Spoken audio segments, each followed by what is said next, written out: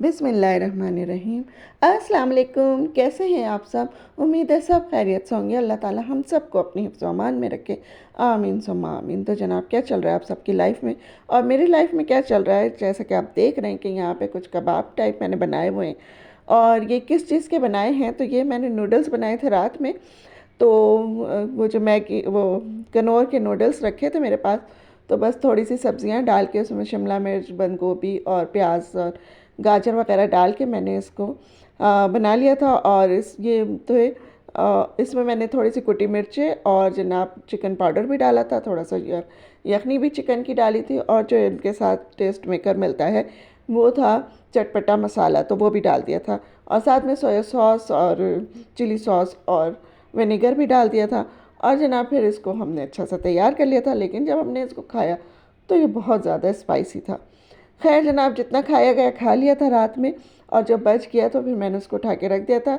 तो दूसरे दिन लंच के टाइम पे फिर मैंने कहा चलो इसको कुछ और बनाते हैं ताकि ये खा लिए जाएँ। तो इसमें मैंने दो स्लाइस डाले थे उसके ब्रेड के, और चावल का आटा डाला था 2 टेबल स्पून के बराबर, थोड़ा सा हरा धनिया डाला और इसको अच्छा सा हाथों से मिक्स कर लिया। और मेरे हाथ बिल्कुल धुले हुए साफ़ सुथरे थे, और इसीलिए मैं आपको दिखा भी रही थी कि साफ़ सुथरे हाथों से, क्योंकि ग्लव्स पहन के नहीं, मुझसे नहीं काम हो सकता। फिर वो सही काम भी नहीं होता है और मैं सेटिस्फाई भी नहीं होती हूँ। तो बस मेरे जो टूल्स हैं वो अल्लाह ने मुझे हाथ दिए हैं, तो बस उसी से करती हूँ काम। तो मेरे ख्याल से ज़्यादातर हाउसवाइफ इसी तरह करते हैं, ग्लव्स वगैरह पहन के ज़रा मुश्किल हो जाते काम करना। तो खैर जनाब, यहाँ पर जो है फिर मैंने उसके कबाब की शक्ल बना दी, और फिर उसको अंडे में डिप करके हम इसको फ्राई कर रहे हैं यहाँ पर। और ये इतने मज़ेदार से बन गए थे क्योंकि इसका मसाला कम हो गया था। इसमें हमने ब्रेड की स्लाइस डाल दिए थे और इसमें चावल का आटा डाल दिया था, उससे ये क्रिस्पी हो गए थे। और थोड़ा सा धनिया डाल दिया था, ग्रीन कोरिएंडर, वो जो है उससे थोड़ा सा लुक कबाबों वाला आ गया था, टेस्ट भी आ गया था उससे। तो बड़े अच्छे से बन गए थे, मज़ेदार से, ऊपर से ऐसे यानी क्रिस्पी से हो गए थे और अंदर से बड़े सॉफ्ट थे। तो बस इसको हमने, ज़ाहिर है किसी न किसी तरह, तो फिर मैं ये हर उसमें ही बताती हूँ आपको अपनी वीडियो में कि इसको जब कोई चीज़ बच जाती है, इतनी कम मैं चीज़ें बनाती हूँ लेकिन फिर भी कुछ ना कुछ बच जाती है, तो फिर उसको जो है ज़ाहिर है किसी न किसी तरह तो ख़त्म करना होता है ना। तो फिर उसको नया एक लुक देकर और नया टेस्ट देकर फिर उसको हम अपने घर वालों को खिला देते हैं, माशाल्लाह से सब खुश होके खा लेते हैं। और ये बड़े अच्छे से स्नैक्स बन गए थे। फिर मैंने इसके साथ जो है एक ड्रिंक भी बना लिया था, और वो ड्रिंक था यानी ऑरेंज जूस था। तो मैं ऑरेंजेस लेकर आई थी, किन्नू और पता नहीं दूसरे एक सख्त से थे कोई चीज़, वो क्या था, और एक नरम से किन्नू थे। तो दोनों चीज़ें मैं लेकर आई थी क्योंकि मैंने बताया मुझे ये इस किस्म की शॉपिंग करनी नहीं आती, फ्रूट्स वेजिटेबल्स वगैरह की, या गोश्त सब्ज़ी या कुछ भी। तो इसलिए बस मैं ले आई थी नज़र से देख के कि भाई ये अच्छे लग रहे हैं तो चलो। तो फिर लेकिन वो खाए नहीं गए हमारे यहाँ। तो फिर मैं कहा लाओ आज फिर ये स्नैक्स बनाया तो इसके साथ जो है वो जूस भी बना लेते हैं थोड़ा सा।